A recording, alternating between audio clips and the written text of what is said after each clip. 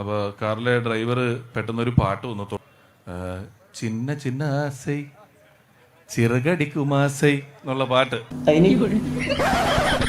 അല്ല പിന്നില്ല, ഇത് പറയട്ടെ. അപ്പൊ ചിന്ന ചിന്ന ആസയൊക്കെ ഇങ്ങനെ കേട്ടോണ്ടിരുന്നപ്പോ പെട്ടെന്ന് ഈ വണ്ടി ഓടിച്ച ആള് പറഞ്ഞു, ഈ റേഡിയോയിലെ അവതാരകൻ ഒരു സംഖ്യയാണ്.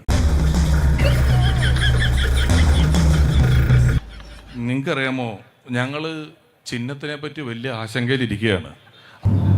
അടുത്ത തെരഞ്ഞെടുപ്പിൽ ഞാൻ പല സ്ഥലത്തും പറയാറുള്ളതാണ്, അരിവാൾ ചുറ്റിക നക്ഷത്രത്തിന് പകരം നമ്മുടെ അംഗീകാരം ഇല്ലാതാക്കിയാൽ ഇലക്ഷൻ കമ്മീഷൻ തരാൻ പോകുന്നത് അവർക്ക് ഇഷ്ടപ്പെട്ട ചിഹ്നമായിരിക്കും. ആ സമയത്ത് ചിന്ന ചിന്ന ആസൈ എന്ന് പറയുന്ന പാട്ട് വിടുന്നത് അത്ര ശരിയായ ഒരു നടപടി അല്ല എന്ന് പറഞ്ഞ നമുക്ക് തരിക ഈനാൻ പേടിച്ചു അല്ലെങ്കിൽ എലിപ്പെട്ടി അല്ലെങ്കിൽ ആ സമയത്ത് ചിന്ന ചിന്ന ആസൈ എന്ന് പറയുന്ന പാട്ട് വിടുന്നത് അത്ര ശരിയായ ഒരു നടപടി അല്ല എന്ന് പറഞ്ഞ ഞാൻ പറഞ്ഞോടെ ആ ചിഹ്നം ഈ ചിഹ്നവും തമ്മിൽ വ്യത്യാസമുണ്ട്. അപ്പോൾ അവനിച്ചിരി പഠിപ്പിന്റെ പ്രശ്നമുണ്ട്. അതുകൊണ്ട് ഞാൻ പിന്നെ അതിനെക്കുറിച്ച് കാര്യമായിട്ടൊന്നും പറയാൻ പോയില്ല. പുറമേക്കുള്ള ഗൗരവൊന്നും കണക്കിലെടുക്കണ്ട, എന്നെ പോലെ എനിക്ക് അത്ഭുതം തോന്നുന്ന കോൺഫിഡൻസ് ആണ്. കാരണം ഒരു വശത്ത് വലിയ നേതൃത്വത്തിന്റെ ഭാഗത്തിൽ നിന്നും പറയുന്നു ചിഹ്നം സംരക്ഷിക്കണം കേട്ടോ. ഈ തെരഞ്ഞെടുപ്പിൽ നിങ്ങൾക്ക് ഇടതുപക്ഷത്തിന്റെ ഒരു ഔപചാരിക ചിഹ്നം അരിവാൾ ചുറ്റിക അല്ലെങ്കിൽ അരിവാൾ ചെണ്ടത്. ചിഹ്നം സംരക്ഷിക്കാൻ എല്ലാവരും ഒത്തുപിടിക്കണം, അല്ലെ നമ്മുടെ ചിഹ്നം പോവും എന്ന് പറയുമ്പോൾ തന്നെ മറുവശത്ത് പറയുകയാണ് ഇടതില്ലെങ്കിൽ ഇന്ത്യ ഇല്ല എന്ന്. ചിഹ്നമുണ്ടെങ്കിലേ ചാരമുള്ളൂ, ഇടതില്ലെങ്കിൽ ഇന്ത്യ ഇല്ല എന്ന്. ഇത് എങ്ങനെ, എന്തൊരു കോൺഫിഡൻസ് ആണെന്ന് ആലോചിച്ച് നോക്കണം നിങ്ങൾ ഇത് പറയുന്നതിന്. ഇതിന്റെ കോൺഫിഡൻസ് അല്ല, അഹങ്കാരം.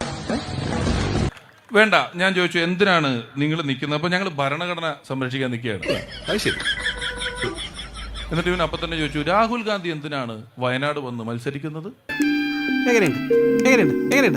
പ്രായപൂർത്തിയായ ഒരാൾക്ക്, ഇന്ത്യയിൽ ഏതെങ്കിലും ഒരു മണ്ഡലത്തിൽ വോട്ടുള്ള ഒരാൾക്ക് ഇന്ത്യയിൽ ഏത് നിയോജക മണ്ഡലത്തിലും ഏത് പാർലമെന്റ് മണ്ഡലത്തിലും മത്സരിക്കാനുള്ള അധികാരമുണ്ട്. അത് അതിനെ എങ്ങനെ ചോദ്യം ചെയ്യും? അത് ചോദ്യം ചെയ്യുന്ന ആൾക്കാരാണ് ഭരണഘടന സംരക്ഷിക്കാൻ വേണ്ടി പോവുകയാണെന്നും പറഞ്ഞ് ഇറങ്ങി പുറപ്പെട്ടിരിക്കുന്നത്.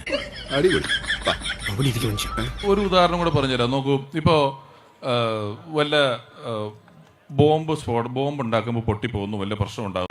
എനിക്ക് അപ്പോഴേ തോന്നി വണ്ടി അങ്ങടെ പോണെന്ന്. അപ്പൊ തന്നെ നമ്മുടെ മാന്നാർ മത്തായിൽ പറയുമല്ലോ അരമണിക്കൂർ മുമ്പേ പുറപ്പെട്ടു എന്ന്. അതുപോലെ അയ്യോ അവര് കഴിഞ്ഞ ആഴ്ചയെ പാർട്ടിയിൽ ഇല്ലാത്തവരാണ്, നമ്മളുമായിട്ട് യാതൊരു ബന്ധമില്ല. ഇപ്പൊ SFI ഒരു പ്രശ്നത്തിൽ പെടുന്നു. അപ്പൊ പറഞ്ഞു SFI ഒരു സ്വതന്ത്ര സംഘടനയാണ്, ഞങ്ങളുമായിട്ട് ഇതിന് യാതൊരു ബന്ധവുമില്ല. അത് കഴിഞ്ഞിട്ട് DYFI ഒരു പ്രശ്നത്തിൽ പെടുന്നു. അപ്പൊ DYFI സ്വതന്ത്ര സംഘടനയാണ്, ഞങ്ങളുമായിട്ട് യാതൊരു ബന്ധവുമില്ല എന്ന് പറയുന്നു. പക്ഷെ CPM ഒരു പ്രശ്നം വന്നാൽ DYFIക്കോ SFIക്കോ ഇങ്ങനെ പറയാൻ പറ്റില്ല.